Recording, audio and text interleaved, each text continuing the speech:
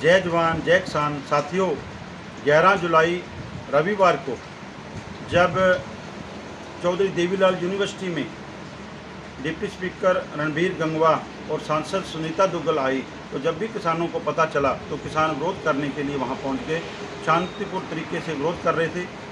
जो भी किसान विरोध करने के लिए वहां अंदर गए, देखा भी पूरी यूनिवर्सिटी में बीजेपी के झंडे ही झंडे नज़र आ रहे थे। तो किसानों ने काले झंडे देकर विरोध करना चाहा तो पुलिस ने पकड़कर बर्बरता से लाठियां बांधते हुए बसों में भरकर ले गई।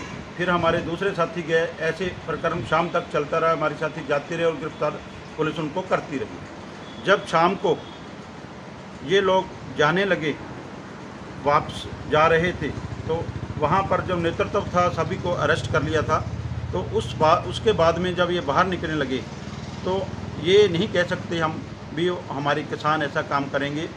शीशे तोड़े, पत्थर बांधे, वहाँ पे पत्थरबाजी की। उसमें किसी शरारती ने पत्थरबाजी करके किसानों को बदनाम करने की कोशिश की, क्योंकि हमारे किसान साथी शांत थे, शांत हैं और शांत रहेंगे।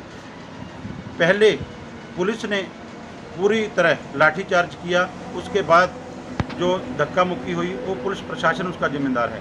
साथियों, जो देशद्रोह का पर्चा बाई नेम हुआ है वो हमारे हरचरण सिंह जी पंजुआना हमारे बापूजी हैं, जो पिछले 8 महीनों से यहाँ पंजुआना में लंगर चला रहे हैं, लंगर की सेवा दे रहे हैं। यहाँ पर सभी धर्मों के 36 बरादरी के लोग आते हैं, सभी लंगर छकते हैं और जाते हैं। ये हमारी सेवा करने वाले जो लाठी के सहारे से चलते हैं, इनके ऊपर देशद्रोह का पर्चा 307 का पर्चा, इस सरकार को शर्म आनी चाहिए। ये सरकार की नाकामी है। हमारे बुजुर्गों को भी नहीं छोड़ा। ये मैंने वीडियो में भी देखा, चैनल के माध्यम से ही पता चला है कि 2 लोग नामजद हैं, एक और हैं, एक हमारे बापूजी हरचरण सिंह जी पंजवाना, और 90 अन्य पर देशद्रोह का पर्चा किया है। अगर किसान अपने हक की लड़ाई लड़ता है और उसके लिए उसके ऊपर देशद्रोह का पर्चा होता है, तो सारे किसान देशद्रोह का पर्चा कराने के लिए तैयार हैं। जितने मर्जी पर्चे कर लो, जितने मर्जी कुछ कर लो, लेकिन किसान अपने हक की लड़ाई लड़ रहा है, वो लड़ाई जारी रखेगा, कितना मर्जी डरा लो। ये तो आपने देशद्रोह का पर्चा ही किया है। अगर आप सीधी गोली का भी ऑर्डर कर दोगे तो भी किसान रुकेगा नहीं। कितनों को मारोगे, कितनों को जेलों में भेजोगे। मैं खट्टर सरकार से कहना चाहता हूँ कि खट्टर साहब, आप बाबा बंदा सिंह बहादुर के अनुयायी हैं। आपको बंदई नवाज से भी, बंदई रतन से भी सम्मानित किया गया है। अगर आप थोड़ा बहुत ही सम्मान करते हैं बंदई रतन का, तो तुरंत प्रभाव से इस्तीफा देकर किसानों की आवाज़ को सुने, क्योंकि बाबा बंदा सिंह बहादुर ने ज़मीनें दिलवाई थी लोगों को। तो आप वो उस घराने के साथ लगे हुए हो, उस कॉर्पोरेट घराने की हमायत कर रहे हो जो किसानों की ज़मीनें खोजना चाहता है। तो एक चेतावनी भी देते हैं भी, ये जो पर्चे हैं तुरंत प्रभाव से सभी जो आज तक जितने भी किसानों के ऊपर पर्चे हैं रद्द होने चाहिए।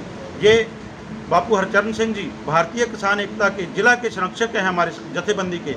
मैं अध्यक्ष होने के नाते आपसे चेतावनी और अपील भी करता हूं भी, हमारे सभी साथी जितने भी किसान और मजदूर साथियों के ऊपर पर्चे हुए हैं आज तक आंदोलन में, उसको रद्द किया जाए। नहीं तो हम संयुक्त किसान मोर्चा में ये बात उठाएंगे।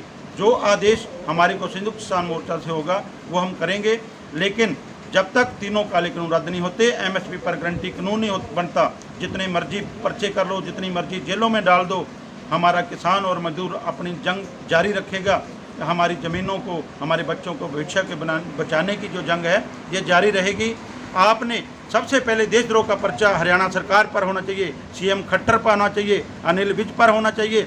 जब हम दिल्ली जा रहे थे, दिल्ली को अपने राजधानी में विरोध करने के लिए, अपना हक लेने के लिए जा रहे थे, उसी खट्टर ने सड़कों पर खड्डे खोदे थे, सड़कों के ऊपर कंटीली तारें लगवाई थी, सड़कों के ऊपर कीलें रोपी थी।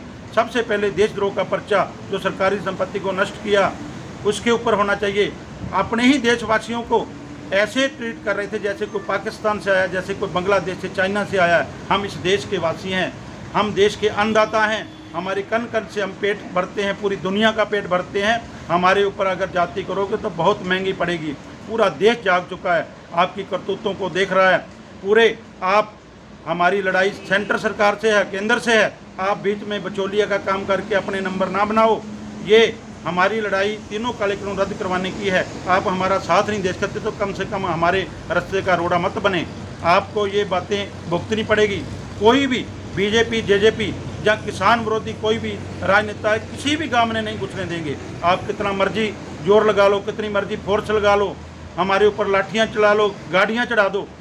कल भी हमारी गाड़ियां भी तोड़ी गई हैं, बहुत बुरा हाल किया है। यूनिवर्सिटी में जो कांड हुआ है उसमें पुलिस वालों ने भी हमारी गाड़ियों का भी क्षति पहुंचाई है। इसलिए आप इस बातों से जो ना किसान डरेगा, ना रुकेगा, ना थकेगा, इस बात से और ज़्यादा हमारे किसान साथी जो आगे होकर लड़ाई लड़ेंगे। जय जवान, जय किसान, जय संघर्ष, जीत लड़ने वालों की। समय का पहिया घुमा के अब एक नई शुरुआत करिए, इस देश की सुनहरी धरती में नई जान भरिए।